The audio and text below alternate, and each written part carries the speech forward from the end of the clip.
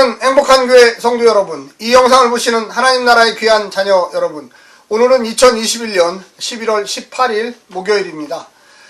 기도원의 승리, 그러나 온전한 승리가 아니었습니다. 자기 자신의 피해 복수를 가장한 하나님의 승리였습니다.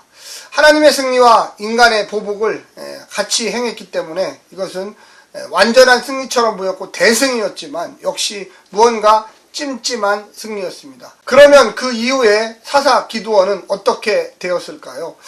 오늘 본문을 통하여 아주 잘 이야기하고 있습니다. 역시 문제점이 발견되면 그 문제점의 결과들이 나타난다는 것입니다.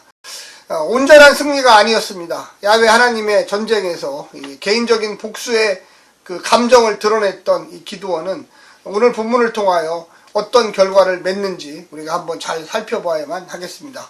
성도들이 이 땅에서 신앙생활을 잘 하다가 문제가 생기는 가정들이 있습니다. 목회도 마찬가지죠. 목회를 잘 하다가 어느 순간에 그곳에 이상한 열매들이 맺히기 시작합니다. 그냥 맺히는 것이 아닙니다. 언젠가 뿌렸기 때문에 그 열매가 돋아나고 악한 것들이 나타나기 시작하는 겁니다. 선한 것을 뿌렸다면 분명히 선한 것이 나올 것입니다. 악한 것을 뿌렸다면 악한 것들이 나타나기 시작합니다. 오늘 본문 사사기 8장 22절부터 35절까지의 말씀을 듣고 다시 오겠습니다.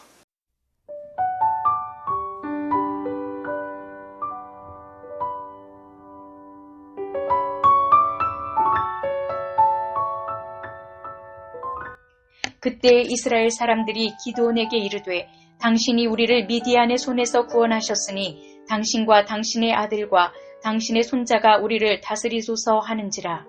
기드온이 그들에게 이르되 내가 너희를 다스리지 아니하겠고 나의 아들도 너희를 다스리지 아니할 것이요 여호와께서 너희를 다스리시리라 하니라. 기드온이 또 그들에게 이르되 내가 너희에게 요청할 일이 있으니 너희는 각기 탈취한 귀고리를 내게 줄지니라 하였으니 이는 그들이 이스마엘 사람들이므로 금 귀고리가 있었음이라.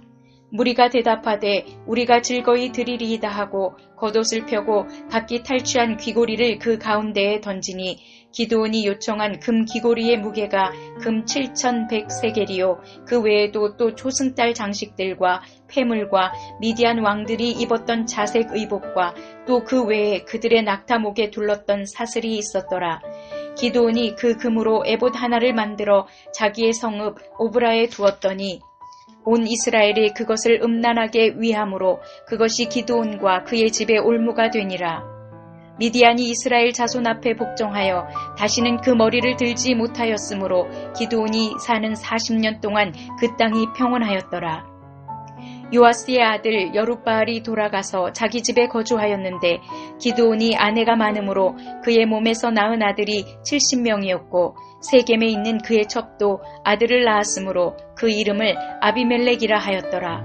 요아스의 아들 기드온이 나이가 많아 죽음에 아비에셀 사람의 오브라에 있는 그의 아버지 요아스의 묘실에 장사되었더라.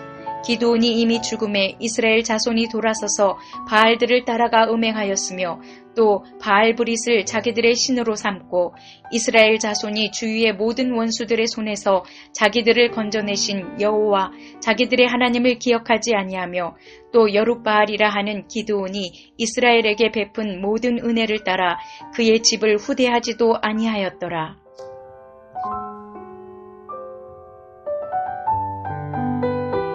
전쟁에 승리한 이후에 이스라엘 백성들은 기드온에게 찾아가서 왕이 되달라고 요청을 합니다.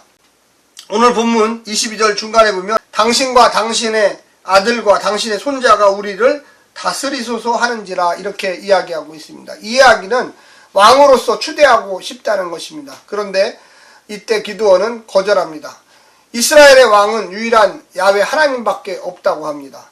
그런데 기드온이 이렇게 정답을 이야기했지만 그 마음속에는 왕이 되고 싶었습니다. 그래서 미디안 전쟁에서 승리로 가져왔던 이 전리품들을 자신에게 가져오라고 했습니다. 금이 오늘날 도량량으로 환산하면 19kg입니다. 어마어마하죠. 사실은 금이 19kg다. 그런데 더 놀라운 것은 이 금으로 에봇을 만들었습니다. 이 에봇은 대제사장만 입을 수 있습니다. 특별히 제사 지낼 때 입는 것입니다. 하나님을 만날 때 입는 것입니다. 그런데 기드온이 교만에 빠져서 왕은 거절했지만 왕의 역할을 하고 싶었던 것입니다. 또한 미디안 문화에서 가져왔던 많은 전리품 중에 그들의 문화를 받아들이는 옷을 입었습니다. 얼마나 그런 욕망이 강했으면 미디안 문화의 악한 그것들을 가져와서 입었단 말입니까? 거기다가 그 에봇을 만들어서 자기의 성읍 에브라에 두었습니다. 이스라엘 백성들은 그런 모습을 보고 하나님을 섬기는 것이 아니라 이제 사사 기드온을 섬기기 시작했습니다. 27절 중간에 보면 온 이스라엘이 그것을 음란하게 위함으로 그것이 기드온과 그의 집에 올무가 되니라. 올무는 무엇입니까? 함정이죠. 뭔가 잡아두는 것입니다. 선한 쪽을 향하여 가야 하는데 갈 수가 없습니다. 붙잡아 둡니다. 자물쇠가 되는 거죠. 옴짝달싹 할 수가 없게 되었습니다.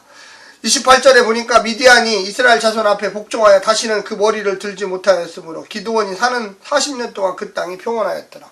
하나님께서는 기드온을 인정했습니다. 40년 동안만큼이라도 평안을 주셨습니다. 기드온이 사사로서 미디안 족속에게 승리했기 때문입니다. 그러나 그것으로 끝났을까요? 아닙니다.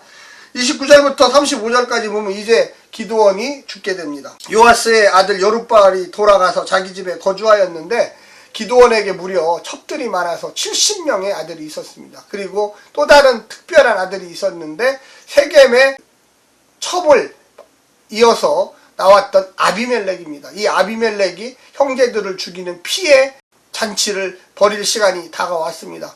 아버지에 이어서 그 이스라엘을 다스리는 왕이 되고 싶었던 것입니다. 아버지는 겉으로는 왕이 아니라고 선언했지만 실질적인 왕이었습니다. 하나님을 배반하도록 만들었습니다. 미디안 가나안 문화를 받아들이도록 만들었습니다. 그것을 아비멜렉이 보고 내가 첩의 자식이지만 내가 아버지를 이어야 되겠다. 강한 정치에 대한 욕망, 권력에 대한 욕망을 드러나기 시작합니다. 요아스의 아들 수룹바벨, 바알과 싸운 자들이었던 이 기드온이 죽자 이스라엘은 곧바로 다시금 바알과 아세라 우상 숭배를 시작했습니다. 그리고 바알 부디대 자기들의 제단을 쌓기 시작했습니다.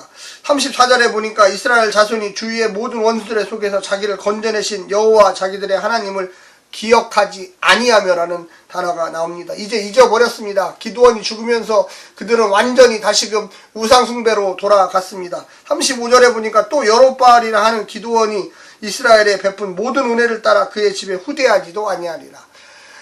기드온이 살아있을 때는 아들들과 그 자손들이 자기들을 다스려 달라고 했던 이스라엘 백성들이 기드온이 죽자마자 기드온의 가문을 완전히 잊어버렸습니다. 사랑하는 성도 여러분, 이 영상을 보시는 하나님의 백성 여러분, 우리는 무엇을 이 본문을 통해서 생각할 수가 있습니까? 첫 번째는 왕관 없는 왕이 된 기드온을 우리는 생각해야 합니다.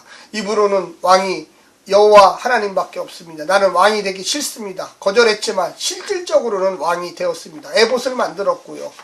백성들의 그 전리품들을 빼앗았고요. 또 미디안 문화를 본받았습니다. 그리고 우상 숭배를 했습니다. 두 번째는 하나님 대신 우상을 택했습니다. 기드온이 먼저 사사로서 제대로 된 사사였다면 이스라엘 백성들이 그렇게 하지 않았을 것입니다. 음란을 행했다. 음란을 행했다는 건 무엇입니까? 하나님을 떠나고 기드온을 우상처럼 섬겼습니다. 이스라엘 백성들은 에봇을 보면서 하나님이 함께한다고 착각했죠. 그런데 역시 사사 기드온은 왕으로서의 역할을 감당하면서 하나님께 이스라엘 백성들의 마음을 돌리지 않았습니다. 그래서 그 가문은 이제 올무에 걸리게 된 것입니다. 마지막 세 번째는 기드온은 가고 이스라엘은 돌아섰습니다. 야훼 하나님께 돌아섰습니다. 기드온이 죽자마자 이스라엘 백성들은 바알 제단을 섬기고 바알을 신처럼 여기기 시작했고 바알에게 모든 공물을 갖다 바치기 시작했습니다. 바알이 자기들에게 복을 준다고 믿었기 때문입니다. 사랑하는 성도 여러분, 우리가 이 땅에 살면서 어떤 태도를 보여야 될까요? 나만 잘하면 될까요? 아닙니다. 처음만 잘하면 될까요? 하나님이 역사할 때만 잘하면 될까요? 아니요. 내 평생에 예수 믿었으니 내 죽는 그날까지 오직 야훼 하나님만 섬기겠다고 하는 여호수아의 말씀을 우리는 들어야 합니다. 우리의 삶 속에 내가 겉으로 하나님을 잘 섬기는 치가지만 속으로는 악한 행동을 하고 속으로는 죄를 짓는 행동을 하면 내 자녀들이 무엇을 배울까 우리는 생각해야 합니다. 70명의 아들이 있었지만 71번째 아들 아비멜렉은 그들의 형제들을 다 죽이려고 생각했고 아버지의 권력을 이어받으려고 생각했고 바알을 숭배하려고 착각했던 것입니다. 사랑하는 성도 여러분, 우리가 어떤 길을 걸어야 할까요? 우리가 믿음의 길, 말씀의 길, 순종의 길, 어느 특정한 순간만이 아니라 평생에 걸쳐서 걸어야 합니다. 오늘 하루도 승리하십시오. 샬롬.